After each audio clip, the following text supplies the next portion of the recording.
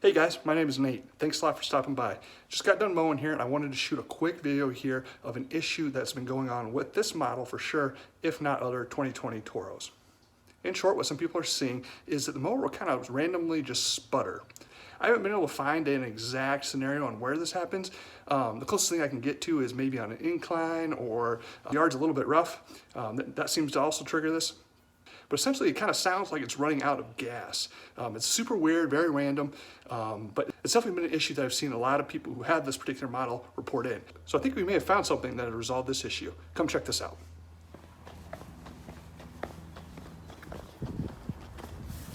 So it's gonna be kind of hard to see here, but the main thing here is this spark plug boot here.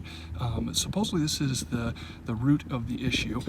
So if I take this off here, real quick here, okay, let's come off here. And so the key is when we put this back on, you keep pushing until you hear a clicking sound. I don't know if you can hear it or not, but let's try. I don't know if you heard that or not, but that's the key, is that clicking sound. So now it's only been one mow, so I'm not 100% sold on it yet. However, I just got done mowing my full yard here, about 8,000 square feet, did not have the issue once. So things look very promising. I'm hopeful that this is the fix. However, I want to get a few more mows in before calling it good.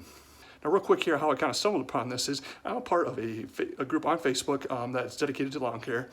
And there were several people that had this particular model that were reporting the same issue.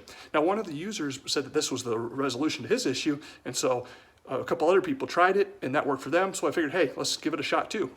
And as well as, I also reached out to my local Toro dealer, kind of explained the situation was going on, and he mentioned that Toro actually sent out a notice to them that this was a common issue. Now back to that group I'm a part of, there were a few people that said that this did not fix their issue, so it's not a foolproof plan. However, initial testing looks pretty good, so give this a try and hopefully it gives you positive results as well. If for some reason this is not the solution to your issue and you do find it, please by all means leave that down below in the comments for others. I plan on doing a full review of this mower here very shortly. However, I want to get a few more mows in before I give that final review. Thanks a lot for hanging out with me here today. I hope this was of some help.